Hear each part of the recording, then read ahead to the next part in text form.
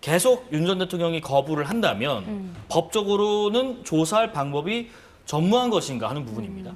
실질적으로 교도관들이 인치해오지 못하면 네. 검사는 수사를 할 수가 없습니다. 지금 윤 전 대통령 측과 협의됐는지 모르겠지만 변호인들이 어떤 이야기를 하고 있냐면요. 네. 방문 조사, 그러니까 조사의 장소는 본질적인 게 아니다라는 뉘앙스로 이야기함으로써 결과론적으로는 방문 조사를 할 경우에 응할 것처럼 이야기를 하고 있지 않습니까? 네. 근데 그런다 하더라도 윤 전 대통령이 머물고 있는 독방으로 검사가 갈 수는 없습니다. 그렇다라는 것은 결과적으로 만약에 특검에서 이 조사실로 이 구치소 내 조사실로 가더라도 윤 전 대통령의 방에서 스스로 걸어 나와서 조사실까지 나와야만 방문 조사가 이루어지는 겁니다. 어쨌든 이동해서 조사실로는 가야 되네요. 그 네. 아니든 바뀌든. 그렇습니다. 예, 예. 이 때문에 이제 특검에서는 이 조사라는 것이 구치소로 가든 아니면 서울 고검에서 하든 마찬가지의 논리라는 것이 바로 이 지점이고요.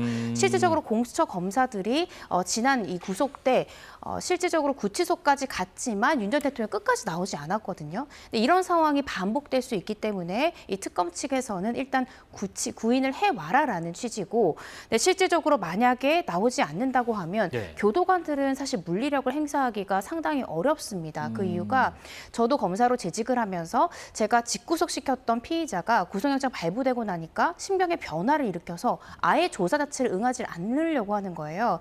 그래서 교도관들에게 강제 구인을 해달라 판례를 저도 동일한 판례를 제시를 했습니다. 네.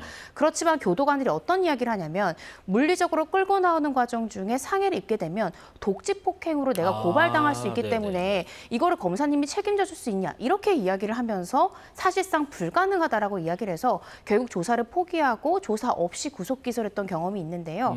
아마도 윤 전 대통령도 검사 생활을 오랫동안 했기 때문에 실질적으로 이 피의자가 버티면 억지로 끌어낼 수 없다라는 것을 분명히 알 것이고요. 또 그 내부에 있는 교도관들이 이제 가자라고 이야기할 때도 네. 당신 내 몸에 함부로 손을 대면 독직폭행도로 내가 고소고발할 수 있다라는 것을 고지할 가능성은 저는 있다고 생각이 들거든요. 그래서 이런 부분에 대해서 이 특검에서 법적으로 사실 교도관들의 법적 책임까지 떠맡을 수는 없잖아요. 아마 교도소, 이 구치소 입장에서는 이러한 법적 책임 문제 때문에 사실상 물리력을 행사해서 강제 구인하기는 상당히 어려운 그런 상황입니다. 그럼 이거부터 먼저 여쭤볼게요. 그 지금 서울 구치소에서 특검 측에다가 그럼 검사나 수사관을 좀 보내달라 했거든요. 네. 그러면 교도관들이 독직폭행 때문에 좀 우려가 돼서 못하는 경우가 있다면 검사나 수사관들은 거기에서 면제가 되나요? 아니면 마찬가지 경우에 해당할 수 있나요? 마찬가지 경우에 해당할 수 있습니다. 예를 들어서 검찰 수사관이 투입된다 하더라도 사실 저도 그 말씀드린 이 집구속 사건에서 그럼 내가 수사관을 보내겠다라고 했었습니다. 네. 그랬더니 구치소에서 보낼 수는 있지만 조사실에서 대기해야 되고 독방까지는 교도관만 갈 수 있다라고 이야기를 했었거든요. 근데 지금 이 구치소 측에서는 어찌됐든 특검에서 우리는 이거에 대한 책임 병위를 묻겠다라고 했잖아요. 그 다음에 지금 구치소에서 나온 것이 그럼 검찰 수사관을 보내라라고 했던 것은 아마 독방까지 예외적으로 검찰 수사관이 온다면 우린 들여보내주겠다라는 걸로 보여지고 네네. 그런데 그 과정 중에 과도한 이 강제력이나 물리력 행사했을 경우 윤 전 대통령은 형사사법 이 시스템의 전문가입니다. 아마 독직폭행 등으로 충분히 고소고발할 수 있는 인물이고요. 그런데 이때 고소고발의 대상은 교도관이 아니라 아무래도 검찰 측이 되기 때문에 구치소 입장에서는 우리가 법적인 책임을 최소화시키면서도 만약에 정말로 인치를 원하면 그쪽에서 사람을 보내라 이런 입장인 것 같습니다. 그래서 참 그런 부분이 있어요. 그래서 과정이 어쨌든 뭐 걸어서 나와서 근처에 가든 아니면 저 수사관이 가서 데리고 대동을 하든 여러 가지 방법을 하든 어쨌든 수사가 진행이 되는 거냐 안 되는 거냐 이 부분입니다. 그렇습니다. 그래서 저도 사실은 이 강제 구인을 이렇게까지 고집해야 될 실익이 있을까 법적으로 그런 생각이 드는데 만약에 윤 전 대통령의 몸을 이렇게 4명의 수사관이 들어서 조사실로 옮긴다 한들 입을 열지 않고 진술거부권 행사한다라고 하면 어렵게 마련된 피의자 조사의 기회가 그대로 박탈되는 것이거든요. 예. 특검도 분명히 윤 전 대통령이 진술거부권 행사하리라라는 점을 충분히 알 것 같습니다. 그렇지만 계속해서 강제 구인까지 해서라도 이 조사실로 불러오려고 하는 것은 원칙이라는 거죠. 현재 구속이 되어 있는 것은 구속영장 발부의 목적이 수사를 용이하게 하기 위함이거든요. 구속 수사라는 그 원칙을 지금 지키고자 특검에서도 뜻을 굽히지 않고 예. 우리는 조사실에서 진술 거부권 행사하더라도 이 조사를 하겠다라는 원칙을 고수하고 있는 것으로 보여지는데 실질적으로 이게 이루어진다 하더라도 진술 거부권 행사할 가능성이 대단히 높기 때문에 실익은 없을 것이다라는 생각이 듭니다. 지금 그 인치 지휘, 데리고 오라라고 지휘하는 것과 법원에서 구인영장을 발부하는 것은 개념적으로 다른가요?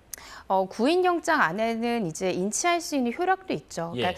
그러니까 구인영장에는 인치할 수 있는 효력이 있다라는 점에 약간의 차이점이 있지만 네. 이 또한 마찬가지입니다. 판사나 법원에 있는 사무관들이 가서 나오지 않겠다라는 사람 억지로 데려올 수는 없거든요. 이 구인영장의 집행 또한 결국 교도관들이 그 독방에서 윤 전 대통령을 끌어와야 되는 부분이기 때문에 실질적으로 만약에 법원 재판에 불응한다라고 하면 똑같은 문제 발생할 수 있고요. 네. 이 때문에 많은 분들 기억하시겠지만 박근혜 전 대통령도 결국 몇 번 그 재판 출석 거부하다 걸석 재판으로 진행이 됐습니다. 이렇듯 나오지 않겠다라고 하는 피고인을 법원에서도 실질적으로 실효성 있게 강제력을 행사하기가 대단히 어렵다라고 생각하시면 될 것 같습니다. 지금 일단 실체적으로 또 절차적으로 위법하다는 입장이 윤 전 대통령 측의 입장인데 이 부분은 잠시 후에 여쭤보고요. 네. 그렇다 하더라도 지금 법치국가에서 전직 대통령이 지금 이런 모습을 보이는 것에 있어서 일반 국민 또 지금 재소자들에게는 어떤 메시지를 줄 것인가 하는 좀 의문도 들어요. 예를 들면 버티면 못하는 거네라는 신호를 줄 수 있지는 않을까 어떻게 생각하시는지? 저는 사실 윤 전 대통령이 지금까지 보여준 행동만으로도 사법 절차를 충분히 망가뜨렸다는 생각이 들거든요. 네. 예를 들어서 재판 과정, 헌재 재판 과정 중에서도 본인이 뭔가 개인적인 심경의 변화를 일으키면 재판정까지 왔다가 그대로 돌아가 버린다든지 윤 전 대통령의 변호인들도 항의하다 들어주지 않으면 가방을 싸서 그대로 나가버린다든지 이렇게 이 재판 과정 중에도 이 재판장의 소송지휘권을 적절히 따르지 않는다든지 이번 지금 윤 전 대통령의 태도 그러니까 이 강제 구인의 효력이 있다라는 것은 검사 출신인 윤 전 대통령이 모를 리가 없거든요. 그럼에도 불구하고 이 정해진 사법 절차를 모두 무시하고 버티기 전략에 들어가는 것은 다른 재소자나 다른 피의자 또 일반 국민들에게도 법을 저렇게 잘 아는 인물 심지어 이 사법 절차의 법을 집행했던 사람도 안 지키면 그만이구나. 라는 이 시그널을 줄 수 있어서 사실 이 부분에 대해서 어떤 절차적인 보강이 필요합니다. 지금 윤 전 대통령은 전직 대통령이란 신분이었지만 제가 일선 검사로 생활했을 때도 역시나 일반 피의자였거든요. 예. 일반 피의자도 이 조사에 불응하면 교도관들이 자신이 고소고발을 당할까 봐 억지로 불러올 수 없는 것이 현실이거든요.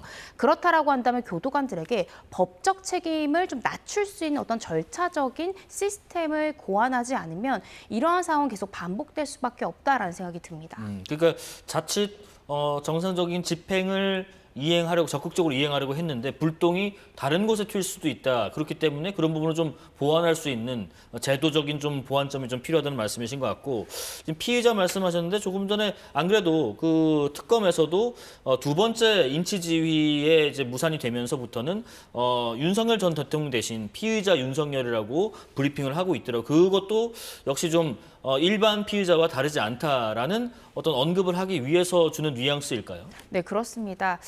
지금 이 내란 특검보가요. 처음에 이제 언론 브리핑을 할 때는 윤석열 전 대통령이라고 이야기를 했었는데 네. 심지어 우리라는 수식어를 붙이기도 했었습니다. 그런데 이제 두 번째 인치 시도가 결국 불발된 이후부터는 피의자 윤석열이라고 지칭함으로써 결국에 지금 현재 혐의를 받고 있는 피의자 신분이지 아무리 전직 대통령이라고 하더라도 법 앞에선 누구나 평등하다라는 점을 강조하기 위해서 호칭 부분에서도 좀 더 변경점을 준 것이 아닌가 싶습니다.